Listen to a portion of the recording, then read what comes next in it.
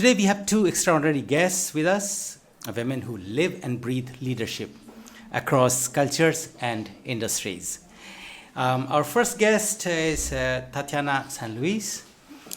She's the founder of Inclusive Growth.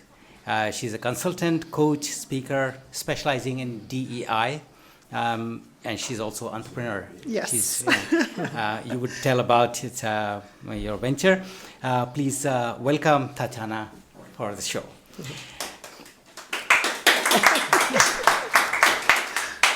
Joining her is Natalie Malis. She's president of AWC Den Hague, that is American Women's Club. She's a leader who fosters international connections and personal growth through various associations, women worldwide, and she's also a development coach, if I'm right. Is that correct? Yep. Thank you, both of you, for being here today and finding time for amidst your busy schedule. I would like to start with Natalie.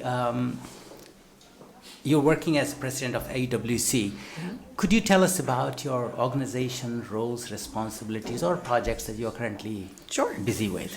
Yes, so as you mentioned, AWC The Hague it started as the American Women's Club of The Hague. We are currently in our 95th year of being an organization here in The Hague. It's a nonprofit organization, and the main goal of this group is to bring together people we have 20 nationalities actually in our club, so it's not just American women now. We build bridges, build connection through friendship, through philanthropy, and outreach in our communities. So, but we do this in a way where it's a soft landing for internationals who come to the city, and either for the first time or moving back here as Dutch nationals, maybe who have lived abroad for a while. And so through social exchanges and activities that we do, speakers that come and speak to our group, as well as these, like I said, philanthropic efforts, we're really bridging this English-speaking community with the Dutch community. So that's basically what we do. Actually, I was going to ask, is it only for American women? But you already mentioned it's 29 nationalities, so that it becomes a kind of like a misnomer, Yes, and in a way. Yeah, it's changed over time. Basically, as the demographic of the city changes, the club has become more inclusive, I would say. Yeah. And in this whole process, you have lived in different places, different countries? Many of right. So this is actually the first time I've lived outside of the United States. Okay. And the American Women's Club was one organization that I aligned with for the reasons for why your panel was speaking earlier. It's an easy country to come to when you're an English speaker, because everyone speaks English, and yet everything's written in Dutch, and there's so many things that you need to be able to learn quickly so that you can just get on with life. And I found such an incredible support from other women that had been expats, had lived this expat experience in other places. To kind of ease my nerves.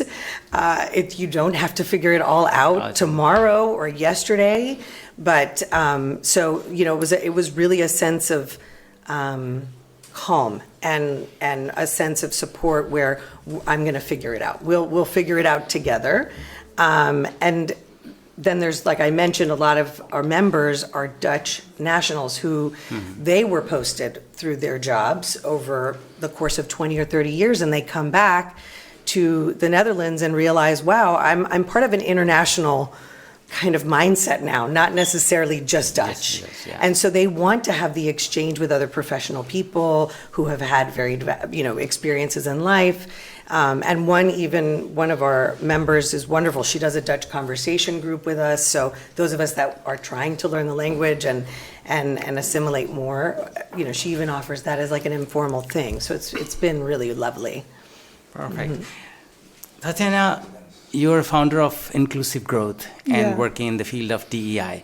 For the layman, just explain what exactly this term means, inclusive growth, And there are certain, other acronyms related to DEI, like DEIB, etc. So can you just explain what they are and what your work is like? Yeah, so diversity, obviously it's for the representation and demographics. And why inclusive growth was, the reason I chose it was because we don't have an issue with diversity. Diversity is happening, whether we like it or not. Every society, we're becoming extremely diverse. And mixed. So the challenge we have is more in every society, and I'll just say, I moved every 5 years on average to different places. So that's quite something. Yeah. So throughout everywhere I went to, whether it was in the Middle East or in the US or in Europe anywhere or in Asia. The challenge always ends up to be inclusive, and how do we create inclusive environments? How do we grow together, like in that we can leverage our differences, so that we can find our superpower as a society. And so that's how I ended up calling, my diversity, equity, inclusion consultancy, Inclusive Growth. And then I started focusing. I started it when I moved here. Because specifically I knew it was COVID time, it was a good time to operate online, everything was virtual, so even the coaching was online, and I had a lot of international clients, as well as Dutch clients, and everything had to be in English because my Dutch wasn't good enough. I just moved to the Netherlands. I do speak fluent German, so that helps. I understand a lot, but it's more of entertaining if I try with my Dutch. And so it made it very easy for me to start off with inclusive growth here, with just having English as the key language for the work that I did, whether it was facilitating or coaching. Having said that, I worked with a lot of international companies, foremost actually. So Okay, and that entrepreneurship bit? And entrepreneurship comes. So as I said, I started, I was for 7 years in the diversity, equity, inclusion space. And more recently, I actually stepped away from this kind of work of training and facilitating, because I thought before I turned 50, I should do something that I really am passionate about, which is having a community space where I can invite everyone around food to meet and talk and connect, whether you speak Dutch or not in the Netherlands. So I actually started my own community space called Bijtna, which means our home. And it's a lunchroom, event space you can book, where we hope to also do community evenings, cultural evenings in the future. And the main purpose, again, it's about inclusive growth. I just started. I speak very little Dutch still. I would say, maybe 40% comes out Dutch and the rest comes out German or English. But people appreciate it. And since I have started this project, I met a lot of local entrepreneurs. I had to meet with a lot of suppliers.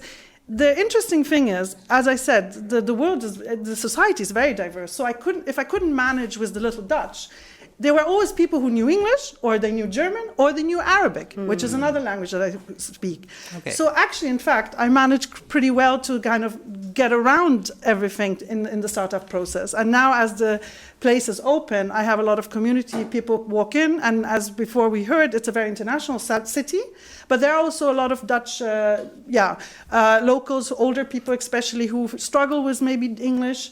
But they were walking in, and we are speaking to each other. We are trying, and the point is always, it goes back to, just showing appreciation for trying. And so that's how this is now evolving. So this is now my new kind of role, being an owner of a little space called Bijtna. Okay, wonderful. And you mentioned about language. How many languages do you speak, and how many countries have you covered? Okay. In the work? People always say, you must be so talented with languages, but I'm not. I just happen to be trilingual. Okay. So I grew up with German, English, and Arabic. I'll be very honest. I studied 5 years French. It's miserable. I studied Spanish. I think I was a bit better, but I just don't have enough to practice anymore. And then, I did Dutch to A-level, A2, but I gave up on it just because simply throughout my work, as I said, a lot of my clients, whether it was with the diversity work that I did or it was a lot with corporations, big companies, where English was actually the main language. So I didn't need to also develop further my Dutch. And now at this point with Bijtna, I also again say, well, I'm somehow flying it with the three languages we manage as a community. Yeah. Okay. Natalie, you also are into development coach. Yes. What exactly is this field? Can you explain that? Well, I started a coaching business when I was a real estate professional in the United States, finding that a lot of people would go into entrepreneurship and really not have the basis for what that means. So real estate attracts a lot of different people from a lot of different industries, and there's a low barrier to entry. So it's as much as you put into it, you're going to get back in terms of income or growth. And so I, through that experience, shifted and decided that I didn't want to just be working with people that were in the real estate industry, that I'd like to help others who want to learn the life of entrepreneurship, to develop their business of their dreams, whether it's like, is it Bijtna? Yeah, Bijtna. Bijtna. To what does that look like? What is your vision? Helping people really, cast a vision for the future that we can work as coach and client together to get to. And the development piece of that is that in order to grow into the new person that you are, there's a lot of self-reflection and a lot of mindfulness around what are the learned behaviors that maybe don't suit you anymore for this new life that you're living. So the capacity to grow is only a matter of how we perceive ourselves and our ability to grow. So now that I'm here, I actually was able to apply for a visa that's specific for what we spoke about, which is it's called the Dutch-American Friendship Treaty. And so through this visa between the Netherlands and the U.S., the Netherlands allows for entrepreneurs or self-employed people to come to the country for temporary residency and use this as a pathway to be able to make their own money. So if you're self-employed and you're bringing work, similar to how Tatjana brought her clients with her, that's what I did. So the clients that I had in the US were my clients that I was able to continue working with. And my goal in my coaching business is to bridge the gap of the international population here that has a need for the services that I provide, as well as helping the Dutch companies here, really kind of ironically, or not, it's very coincidental, to say you have talent available to you. How can you kind of open your mind a little bit to not check the box of language and say this person is actually someone that would be incredible for your team. So I'd like to help people, not just entrepreneurs, but also others, empower themselves to have that confidence, to go for those jobs, to look for opportunities outside of their comfort zone, and trust themselves that they'll be able to get there. Okay, perfect. Maybe if I can add something, because I was listening into before, one thing that I found, for me, it was a journey to come to this point over the years living here. It wasn't really per se the technical language itself. It was actually more the nonverbal language of, like the culture, to understand. Because, I would go to the gemeente, everything is English, right? I mean, they were amazing in advising me about my startup, and giving me, tell me where to go, where to do.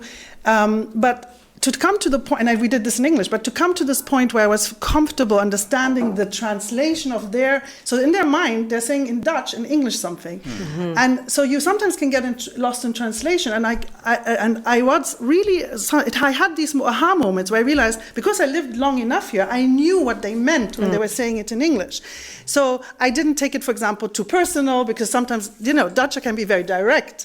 And when they translate something into another language, it, can come across wrong. Right. But because I understood already, after living here 5 years now, I had context, to what actually they are trying to say. So also communication, it's not, I would say it's actually more than the technical speaking, it's understanding, the cultural background of what they're saying, where this coming from, the directness. It's not that they're being direct, it's just they don't sugarcoat, they peppercoat. Okay. It's like, you know. They're efficient. And sometimes they deep fry the truth. I guess that was something I was reading. And so I think, it's really important to also understand. And when I took also coaching clients who were like in HR directors but from a Dutch background, but working in English, they are perfect in English, but they would be also struggling, saying to me, I don't know why they don't understand. And because let's say this was a person who came from India and speaks, also perfect English, but has a different cultural experience, behind the language. And that's extremely important, which very often we oversee. Yeah, the cultural map. Yes, and understanding, the different languages, what they're saying with what they're saying, if that makes sense. What happens in Spanish? Yes. Depending on my family's Cuban, so I'm fluent in Spanish, but Cuban sayings are different than Venezuelan sayings or Colombian sayings. Exactly. And so if you're not from the Latin American community, you may not understand that at all. And you'll learn Spanish from somebody that has a totally different context.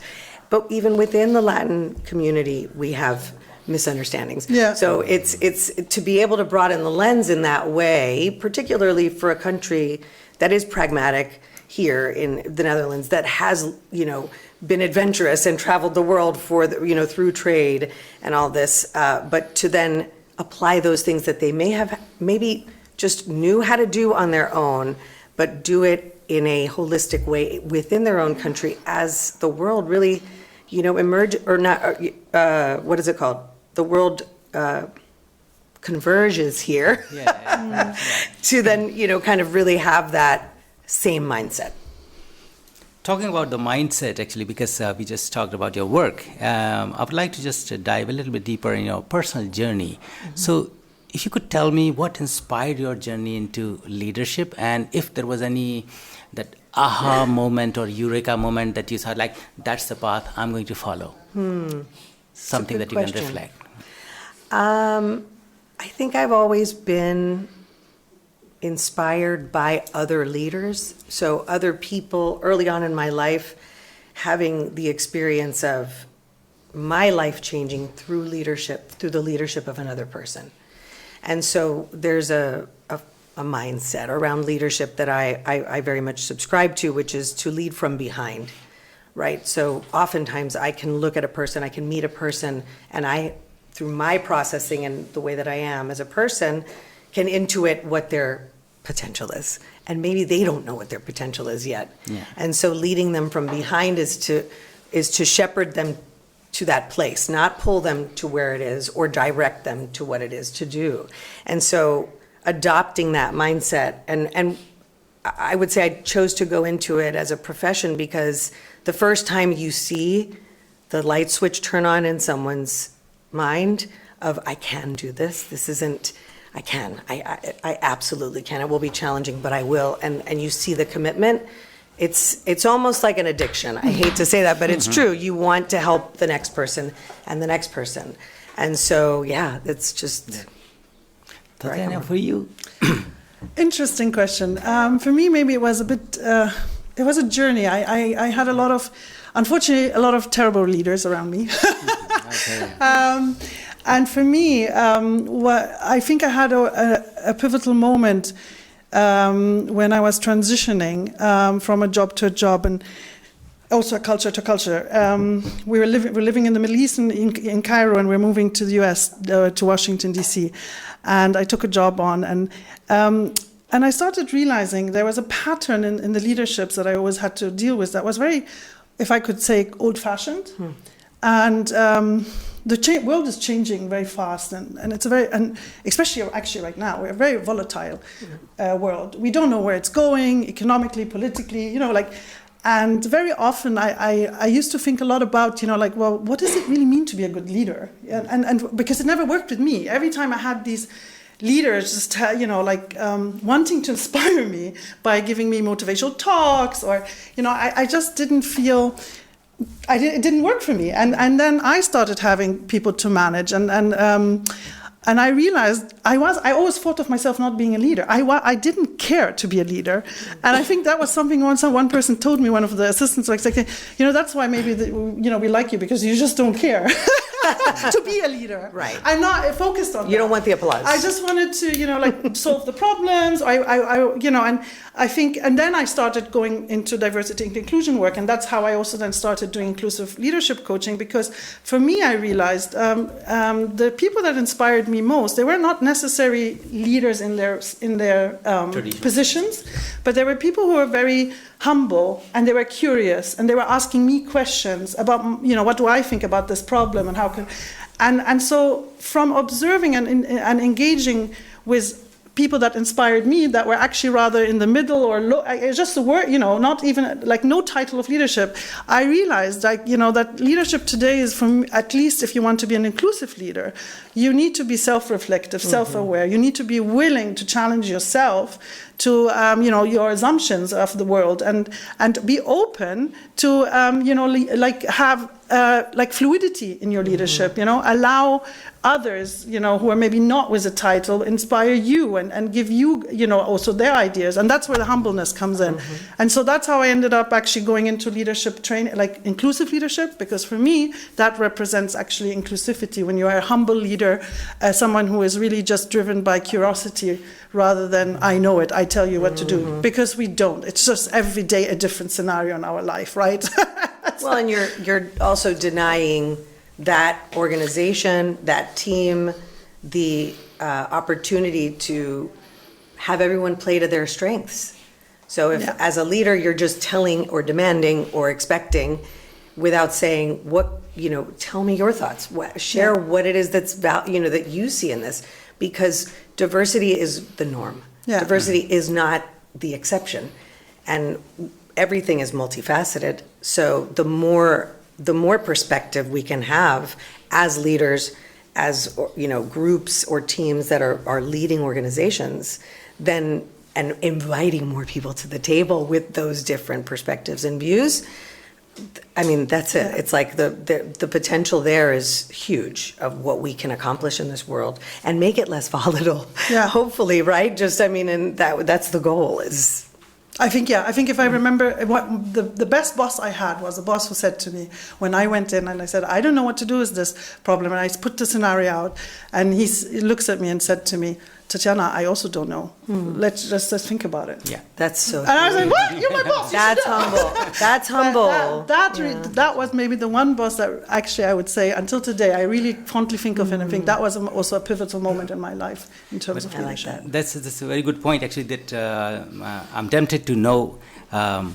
Generally we are inspired by so many things, and our worldview is shaped, changed, by many factors. So in your case, and both of you, is it a birthplace, upbringing, parents? Who has shaped your worldview that you have today? Oh, it's a good one. I mean, a part of my coaching, I'm certified in what we call the intercultural development continuum. So I do a lot of value work with people when we start coaching. And I had to do it with myself also because obviously if I want to coach people in, finding their essence, like what drives them, what values carries them, I had to also do it a lot with myself. And I think, with the years I came to realize what impacted me more is the values that my family gave to me. My father is Muslim, my mother is Christian, Palestinian German. I moved every 5 years on average in my life, so there was not much for me to build on something called national identity. There was also nothing much to build on terms of feeling close to a territory or anything. The only thing I had that I always was taking with me in a suitcase every time we moved was the values and that my parents and the family around me instilled in me, which was very much based on generosity, resilience, and care for each other. And so that is something that really shapes everything I do. And I realize also now with my place, Beitna, it's exactly it's a home. It's a home. It's a home for everyone. And everything I do, the way I cook, the way I present, it reflects my values. That's what I was given by my family over the years growing up. Yeah. How about you, Natalie? I love that answer. You like that? I do. But you cannot copy it. Well, I can't copy it, but it resonates with me because I come from my parents were migrants, so my parents were political refugees from Cuba coming to the United States, a country that welcomed them and gave them the opportunity to be able to realize the lives that were taken, their futures that were taken from them as young people. Yeah. And so my worldview, I think, was shaped from a young age without even realizing that at any moment whatever solid ground you're standing on can shift very suddenly. Yeah. And we see that, your lived experience, your lived experience, we have all been touched by that. And I also grew up going to a parochial school where service was very important. And so we always had, I developed a servant's heart from that place. And it's just within me to want to know from curiosity how I can serve and help other people, whether they have the same lived experience than I or not. And so from a very young age, I was curious about other people's lived experiences, and I was blessed with the opportunity to be able to travel quite a bit through my early adolescence and then into my adulthood and living in big cities. I was educated at New York University. I was surrounded by people from all walks of life, and talk about a place where every nation is represented. New York that is the city in the United States that's that way, and we found a way to learn about each other. I just loved connecting the small pieces of how we are the same, and then cherishing those ways of and learning of how we're different, because that's what makes the world beautiful. So it's not that we're going to all melt together, but that we can all be, kind of in harmony together. So perfect.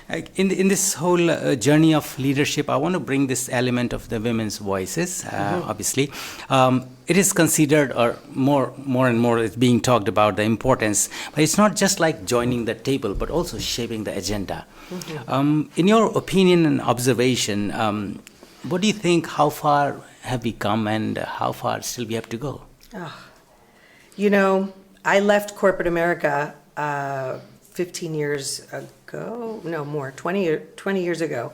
So I used to work in a corporate environment and had an interesting experience in the entertainment industry as well as in the healthcare industry as a woman. And as a woman, a minority woman also. And then I shift gears and go into entrepreneurship with my husband, which was a godsend because we charted our path. And it didn't really influence, I guess I just had a naivete in terms of confidence at that point. Because a couple years ago, I did an International Women's Day workshop with a group of international students, all women, female, or identifying as women. And I opened the workshop with the question, what are your greatest challenges, gender challenges in the workplace? What are your greatest fears going into the industry of your choice? They were the same. That tells me a lot, that in 20 years we have not come very far. It was very concerning to me as a woman who I put up with what I put up with because I kind of had to. And now we're supposedly I should believe that we have equity. Yeah. I should believe that at this point we have come further, and yet something's missing. There are pieces of that puzzle that are not connecting exactly, whether it's because culturally from the different, places that these women were coming from to come to the Netherlands to study, or whether it's really we just really haven't come far enough. It's like the DEI conversation. How deep are we really going? Are the leaders just superficially learning the lingo and doing, but not really embodying this concept of inclusivity? Women are part of that concept. We are 50% of the population of the world. Inclusion should be part of that. It shouldn't even be a question anymore, but it is. It is. Yeah. I think we are even going in the wrong direction. Backward, yeah. Yeah, and that's in every society.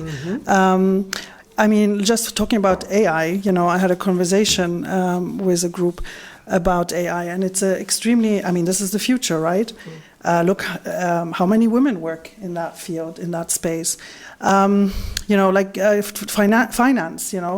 investments, looking anything that where lucrativity is and the future lies, you still don't see women in much. But I want to touch on something else that, for me as a woman growing up in the Arab world and in the Western world, one thing that I always experienced, no matter where I lived, and no matter with what cultures I interacted, is that I felt what in my generation at least, I very much focused on women. You can do it, you can do whatever a boy does. But I realize I do think sometimes we forgot about the boys. That's a very good point. I think we forgot to educate my brothers, for example, my cousins, and what it means to be an emancipated man. I think it goes to the mindset, to again, deeper cultural roots, traditions, and what they think a man should be, or and having conversations. I think we missed the opportunity to have conversations with our male counterpartners around what it means to move forward as equal partners in societies. And I lived in India for a year. I have, my husband is Filipino. I have Arab, and I can tell you, right now, for example, my husband is very supportive with my business, but at the end of the day, he also always thinks that I'm going to be the one who says what has to be bought for the house. We need milk for tomorrow. We need this for that. You need to pick up the kid. You need to take her to the gym. She and so at the end, I remain still. He does everything, but at the end, it remains all still.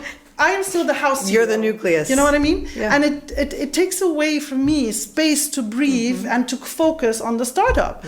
And I don't blame him. I know it's coming from it's a structural, it's a cultural challenge. Yeah. And so I am very much focused on teaching my son, who's 15 now, more than my daughter who's 7. I'm focused very much on him to make him understand what it means to care, to step up, to do the kitchen when we don't come home, Jai, go get the kitchen done. And he's starting to take responsibilities.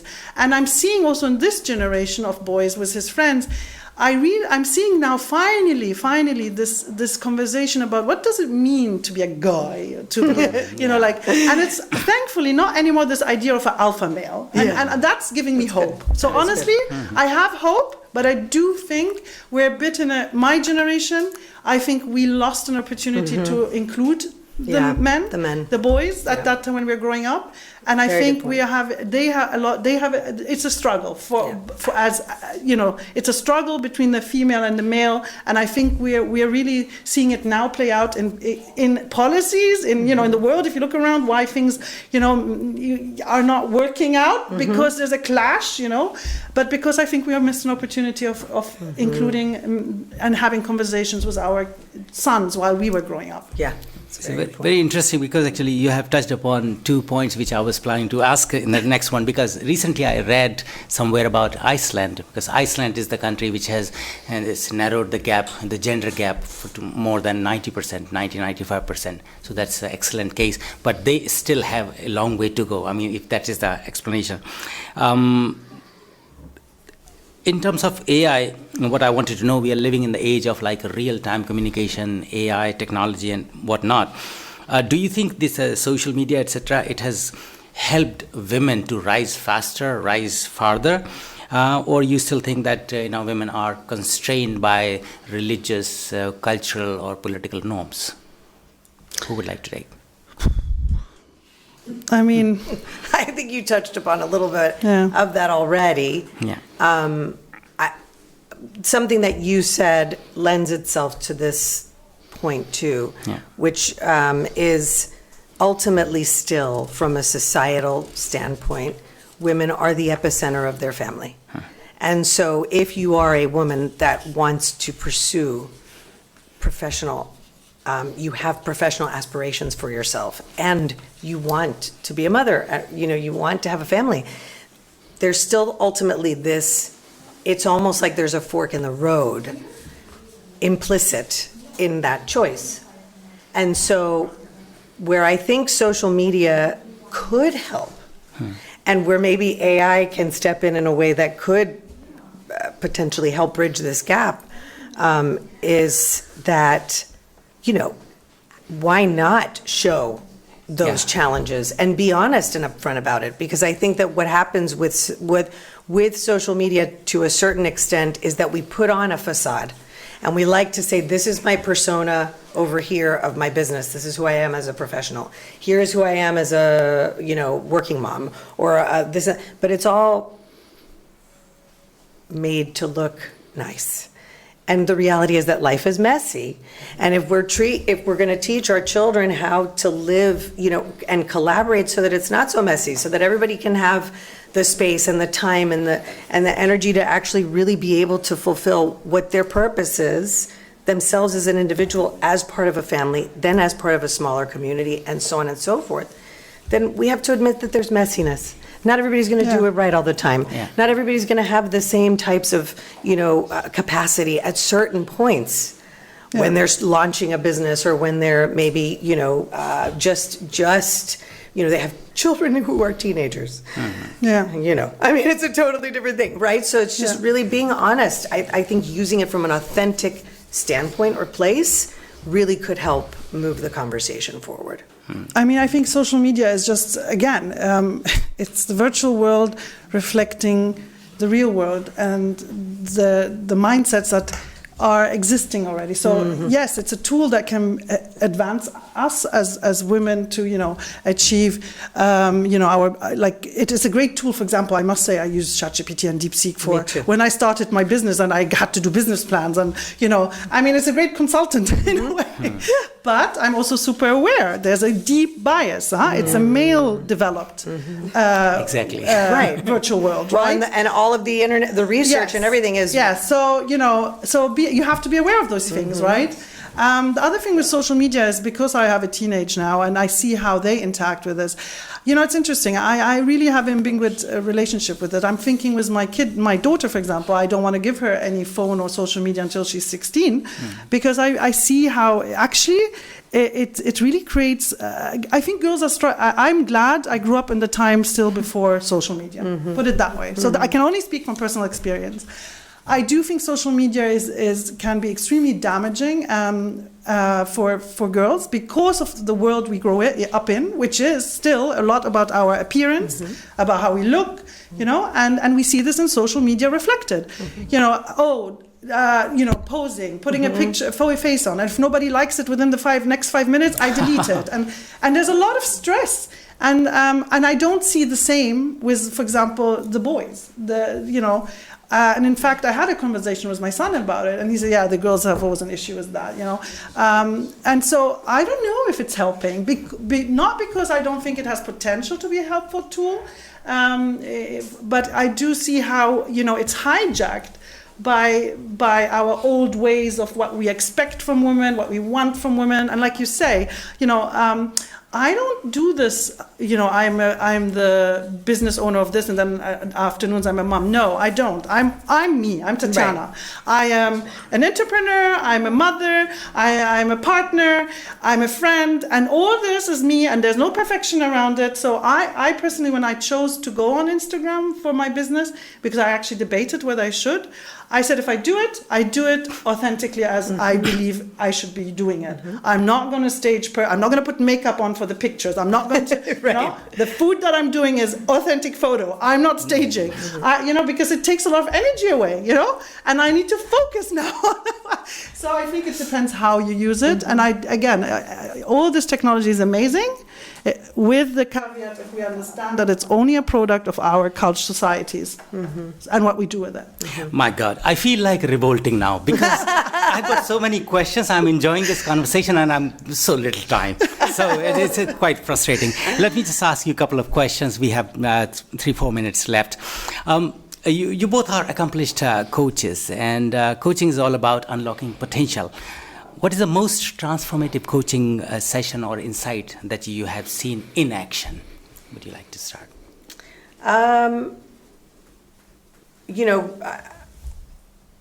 Most transformative was a couple of years back, I worked with a client who she was facing a lot of fear around a shift that she wanted to make. This ties a little bit into the concept of like financial literacy with women and the real understanding of how far our money can go and how to invest it and do all these different things. And we got her to the point, and we coached for about 6 months, and we got her to the point where she was able to let go of the old stories that if I don't do this the right way, or that it's perfect, or that I, have amassed all of this savings, then then I can't take the next step forward. And we, developed a plan that helped her see that she had the capacity to slowly, down, kind of off ramp from one to go to the next. And it was transformative because she was a single mom. She had a lot of pressures on her, and it was beautiful to see that I was just simply reflecting back her own strength, to just be there as a container for her to build the confidence in our coaching conversations was really a transformative moment. For you, Tatjana? Difficult one. I think in general, for me, because I work with very powerful tools, which is the cultural development continuum and the Barrett value model. So a lot of my work when I do inclusive leadership coaching, I unpack with my clients their value system, what are the deeper fears and limitations, and to understand what stops them, because values are always good. There's no wrong value, right?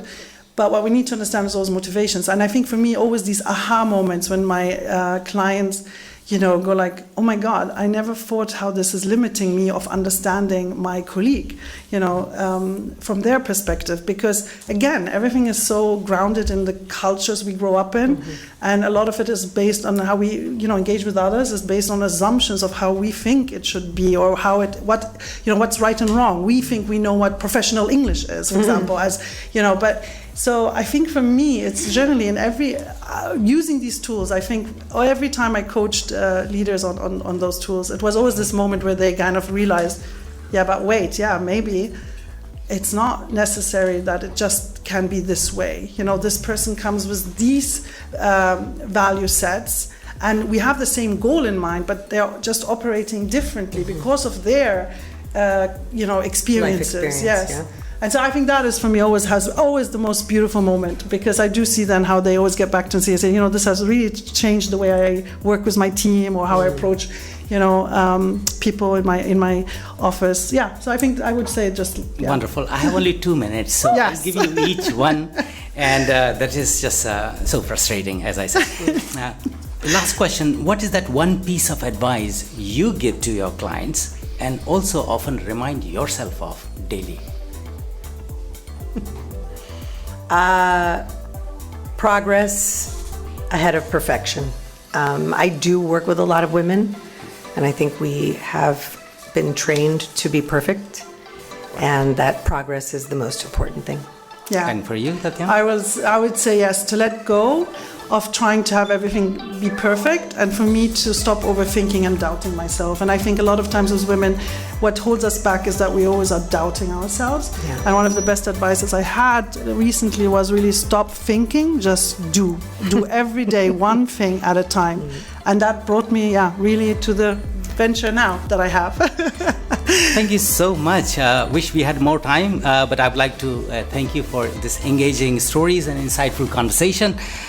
We look forward to having more time in the time to come. And to our viewers, thank you for tuning in today on this lovely Saturday.